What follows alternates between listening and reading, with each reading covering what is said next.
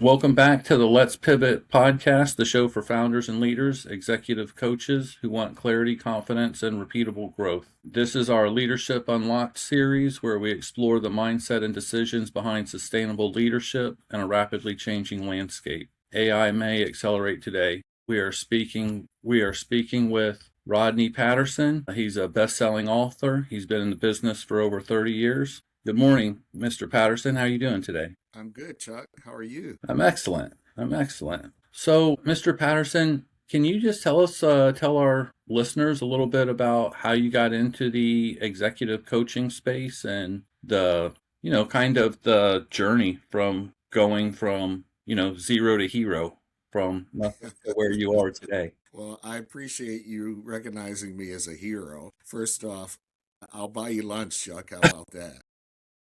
I'll take it. Yeah, I'll be glad to talk about the journey. And I think it's important too because I think most people probably need to understand that you don't just wake up and become a coach.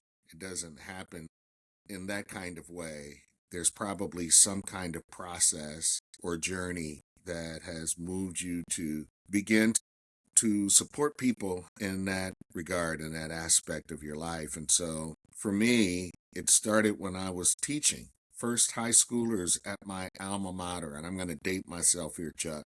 There was a sitcom called Welcome Back, Kotter in the 80s. You may be too young to know anything about that. I was born in '79, so I was probably a little young then. Yeah. Well, he went back to his former high school and taught. And I had the privilege of doing the same Coach thing. Carter.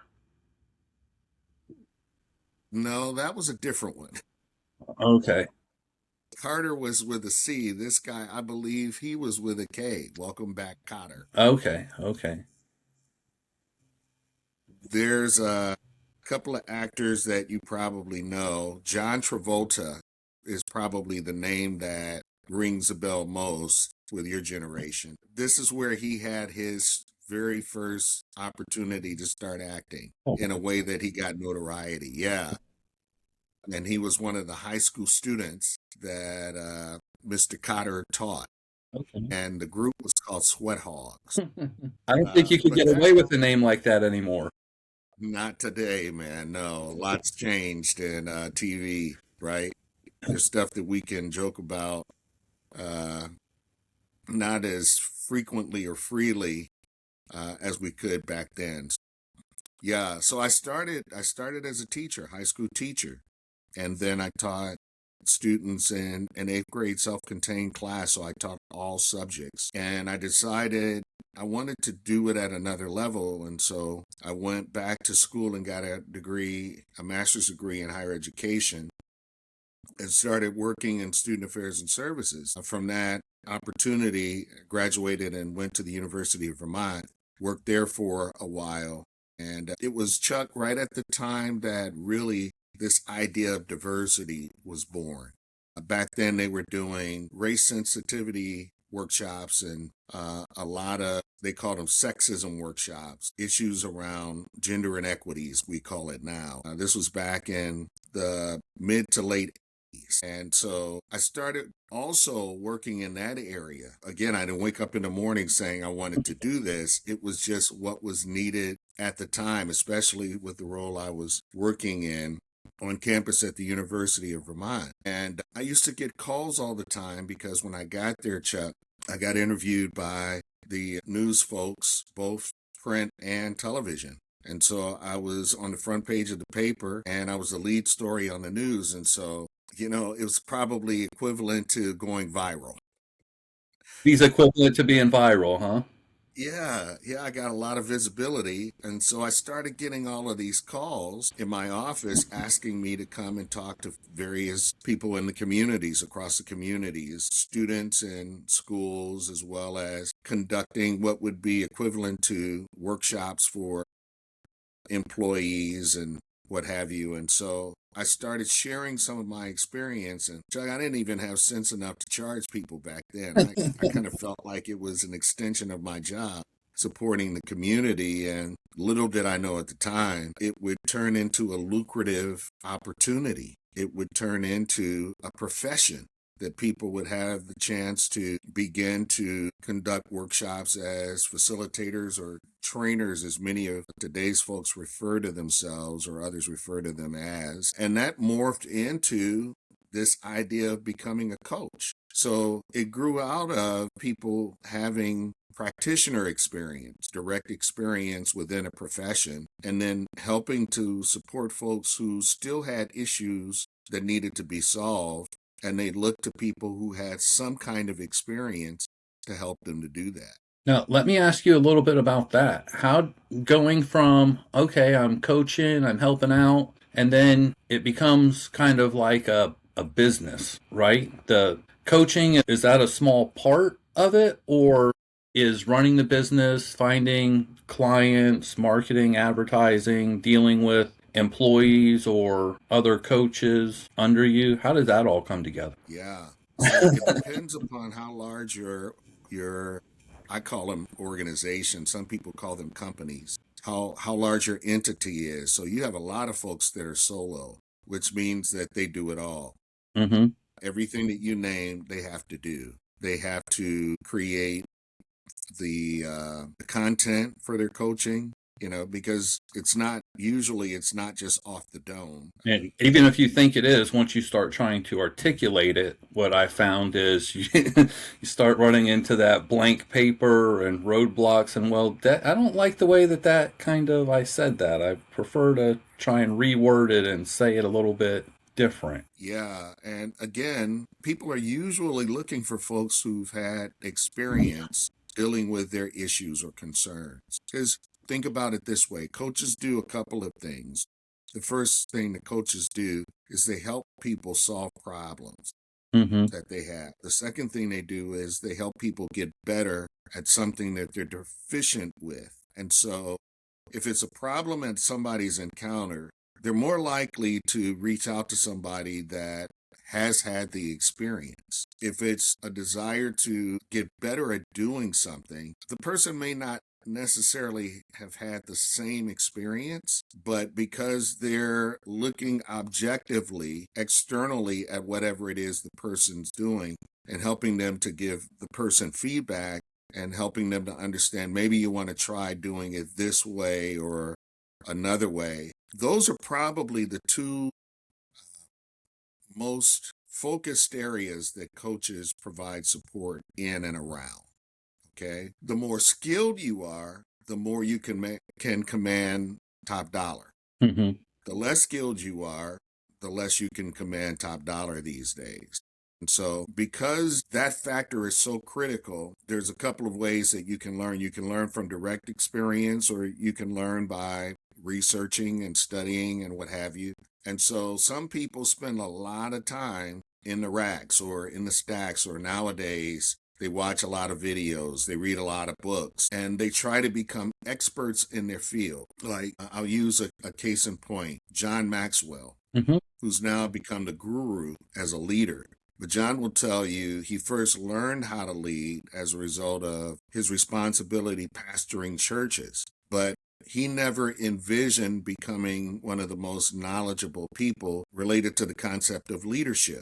But what he tells people now that he's got this engine of a mechanism that helps to produce coaches, and John's probably produced, I don't know, 500,000 coaches across the globe. Mm-hmm. He tells people that if you really want to get good at what you are doing, you got to learn something new every single day. Mm-hmm. In order to master it, you got to learn something new every single day, which means that you're feeding yourself constantly with a bunch of content.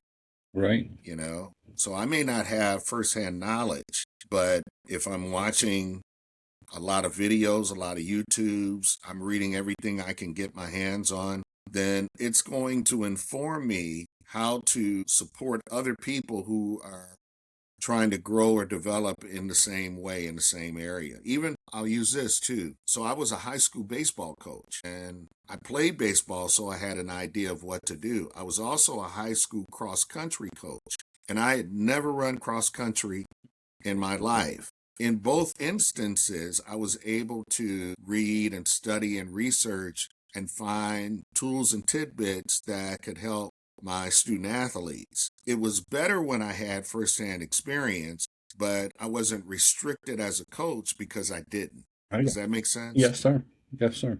Yeah. So as the business owner, the founder, what was one of the main challenges that you had when you were getting started, going from that beginning phase to, oh, I actually have a business, I can make money from it. It's going to provide for me and my family. What was that like? Yeah. A lot of people have as their greatest challenge getting customers. Mhm. Fortunately, I didn't have that as my greatest challenge. And part of the reason was because my exposure in Vermont, and the same thing happened when I was at Michigan State. In both instances, I was a practitioner first. And so I had access to ways to encounter people who had challenges. And at Michigan State, one of the things I started doing was attending conferences to learn, and decided after I had exhausted as much opportunity to learn as I felt like I could at that conference, then I started presenting. When I presented, then people would ask me, hey, can you help me solo? Or can you come to my institution and give me support? And so I didn't know that those were ways to acquire clients. It just kind of happened naturally. The biggest problem for me, Chuck, was learning, oh, now that you have a quote unquote bona fide legitimate business, you got to start acting like it's a business. And I hadn't taken any business classes. And this was again late 80s, early 90s. People weren't doing this as much. And so I didn't really have the luxury of having as many folks as you have at your fingertips who can give you all the ins and outs about what it means to run a business. I didn't understand the importance of marketing. I didn't understand the importance of budget management. I didn't understand the importance of supporting your people. I didn't understand the nuances associated with seasons that were very lucrative versus those where it was more like famine. Salmon run. You get to eat a month out of the year, right? Yeah. And so learning all of those aspects really helped me to realize that if you're going to be successful, it's not just getting on stage and talking or being in front of a group of people and presenting. There are so many different aspects of what needs to happen in order for you to create a legitimate and successful entity. And so, yeah, some of it I learned by trial and error. And it wasn't fun, man. It was bumpy. I feel like even to this day, I'm still learning. School of Hard Knocks is the hardest school to attend. Right. So piggybacking off of that, I mean, you've obviously had some great success over the last 30 years.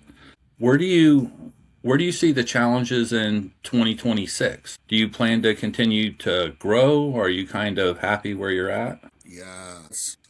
I'll tell you, Chuck, when you folks reached out to me and told me what you desired to do, I felt inspired and inclined to participate because these are very different times, especially for entrepreneurs, whether you're a person who's running a business on your own or you've got a small business with, I don't know, 10, 15, 20 people, whether you've got a lot of full timers or you operate with a lot of things, whatever the case may be, if you're a Fortune 50, 100, 500, and I've worked with all of them and Mhm. folks in between, even nonprofits. It's an interesting time to have responsibility for running a business or an institution for that matter, because I've been in higher education.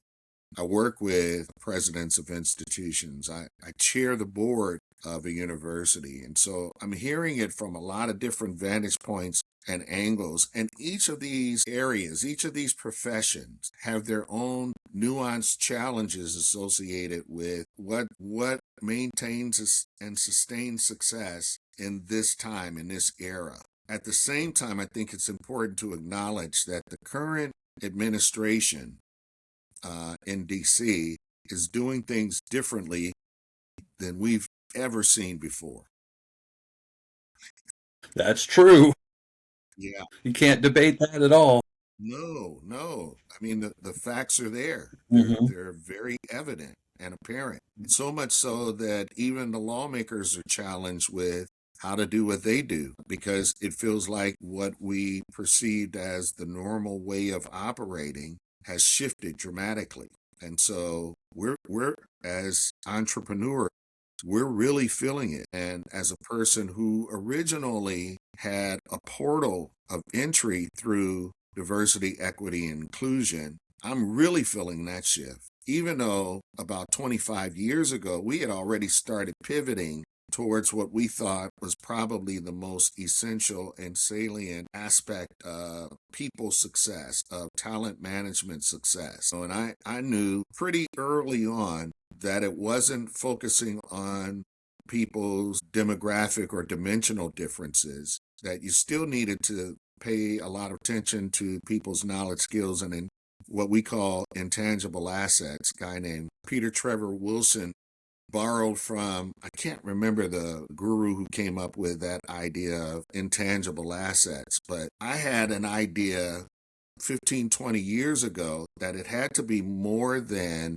a person's race or gender or age or a geographic upbringing that made them successful.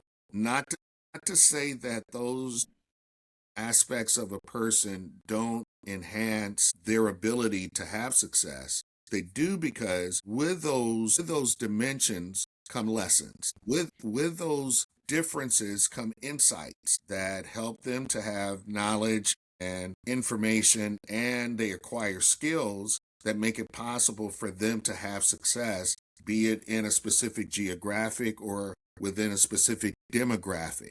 So I don't want to downplay what you can acquire as a result of that. Experience comes from a lot of different places and ways. The question is, can you translate that into some kind of knowledge, skill, or intangible asset? Right. And then to focus specifically on that, okay? Hmm. And so for me, it's been about figuring out now, how do I focus on what's most essential, what's most critical, what is it that causes folks to really understand what's most salient, you Hmm. know? But then the other thing that it's forcing me to do is to manage in a different way than I did before. You know, Okay. I have to get smarter about fiscal management than I did before. I have to be more sophisticated about being able to read the tea leaves Yeah. and anticipate futuristically, like an economist, what the future holds, rather than letting the successes of yesterday cause me to, relax and sit back on my laurels and think things are going to be as good in the future as they've been in the past. Right. That's not the case. So yeah, this is mind blowing, Yes, right? sir. Yes, sir. And so speaking about that, what do you see as the direction or the growth challenge for the upcoming year? Yeah, for me, I think now more than ever, it's so important for us to keep in mind what I've come to realize as employee engagement and using that Maxwell concept of learning every day, learning something new every day. My view of what engagement is now has shifted from what it was 15, 20 years ago when I first got introduced to the concept. And so, what I'm trying to help leaders in particular understand is that when you think about engagement in its most simplistic way, the way that I define it now is to describe engagement as equated with discretionary effort. So when you see a person go above and beyond what's expected, requested, or required, and they choose to do it, they're not motivated to do it, they're inspired to do it. There's something innate that causes them to want to desire to show up in a way that they go above and beyond what anybody would expect, request, or require. That's true engagement Right. at its core, at its essence, okay? And when you get that, man, everybody wins. And do you see technology playing a part in that at all? Absolutely. And it can either enhance engagement or it can mitigate engagement, And right? It can either inspire a person to do more and to give more and to work harder and to work smarter, or it can frustrate the hell out of somebody and prevent that from happening. And so it's not the mechanism itself, it's what we help people to do with it. That here's what I say to leaders, because I'm working with a lot of folks that are seeing the need to utilize technology to their advantage. And I'm saying to them, as you think about technological transformation, I want you to think about the process of technological transformation through the lens of engagement.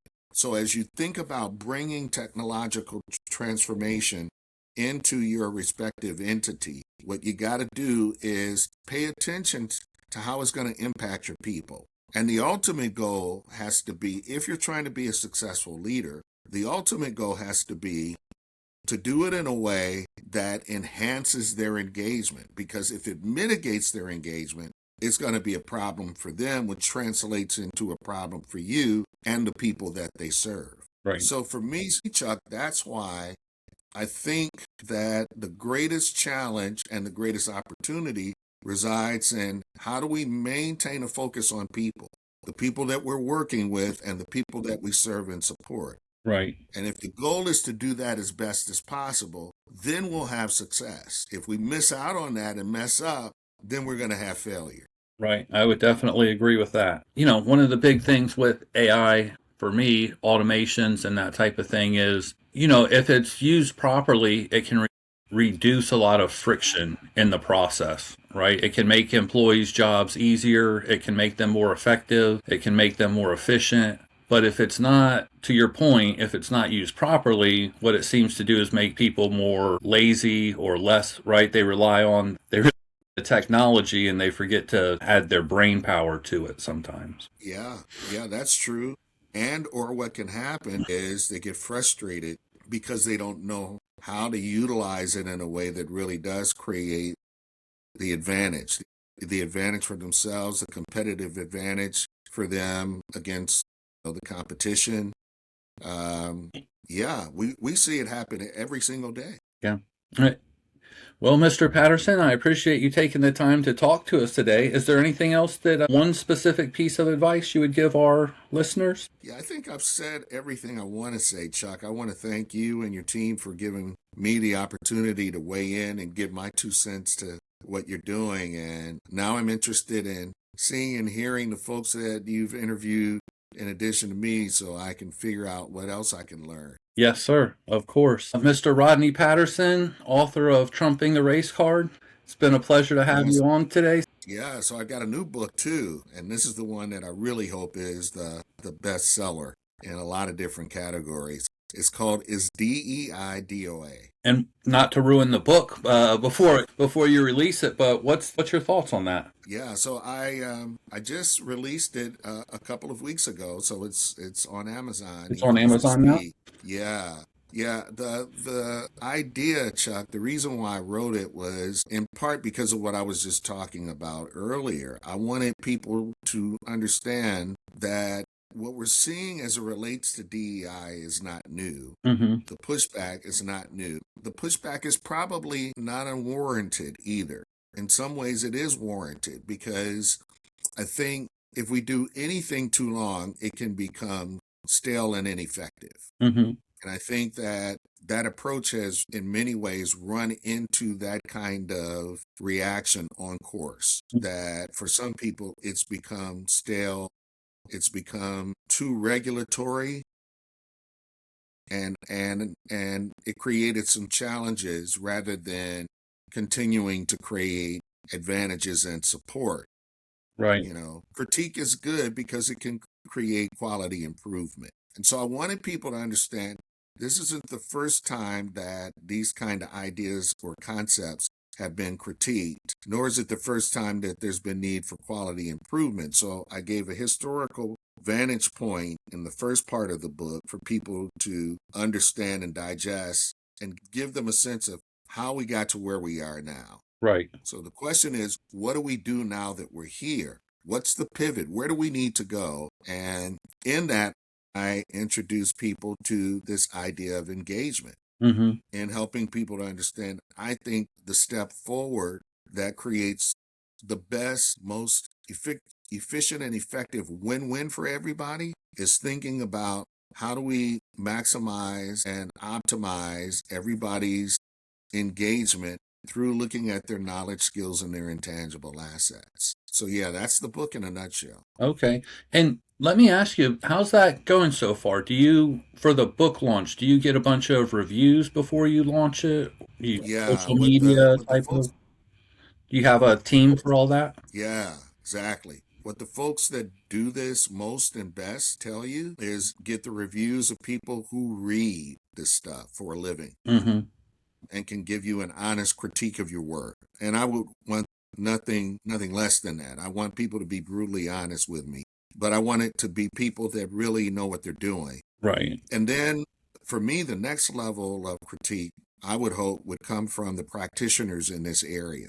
People who've been doing this for a while, they've studied this, they've had opportunity to see it from a lot of different vantage points to take a look at it and tell me what they think. And so the first step toward doing that was to make the book easy to access. You know, they tell you charge $1 Uh-huh. and let the world that needs to see it. And then if it does have value and it can provide meaning to folks, then raise the price. If it doesn't, keep it at $1. So yeah, we're at that stage in the game right now. And so the hope is people see the value in it. They find some nuggets that they can use and then I will be a New York bestseller. Yes, sir. Yes, sir. Well, before I let you go, if it's okay, do you have any AI automations right now currently running in your business? I do. Yeah. What are you currently Yeah. using?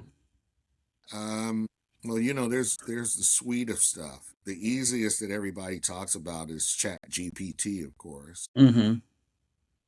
and then Canva, and then we use AI for building funnels Okay. on the marketing and sales side of things. How's You that know, and working for you? man, it really helps to support the process. You know, I'll tell you what I love is that, and there's some folks on my team that are much more sophisticated with this. They know how to program so that I can send a string of messages to people via social media, and based upon their response, they'll get one of two different kinds of messages, and then the messages continue to sequence, which eventually gets them to the opportunity to speak directly with me or other folks on my team. And for instance, if it's coaching engagement that folks are seeking, then it gives them the chance to identify what they're really interested in and whether or not we're the folks that they want to do business with. So You it know, sounds like what you're using is kind of like a email lead and nurture sequence yeah, type of platform, and it's been giving you yeah, and pretty good results so far. yeah, I'm not sophisticated enough to tell you all the technical names or the ins and outs. You know, I think here's another nugget. Hire somebody who's smarter than you. It's what my one of my guys used to always tell me, my mentors is, hey, life's too short to make all the mistakes yourself. Find somebody who's already made a couple and learn from their mistakes. Yeah, Probably some of the best advice I've gotten. yeah. But the other thing that I do too is we remain open to working with folks who are good at it and know how to do it better than we do. And so, you know, when we get folks that are good at this and they reach out through social media or what have you, then I connect them with my team and let the team make the decision about, hey, can they serve us in our current capacity to make us even better and stronger at that tech part of the business. Take care. Happy holidays. Have a good one. Same to you. All right. Bye.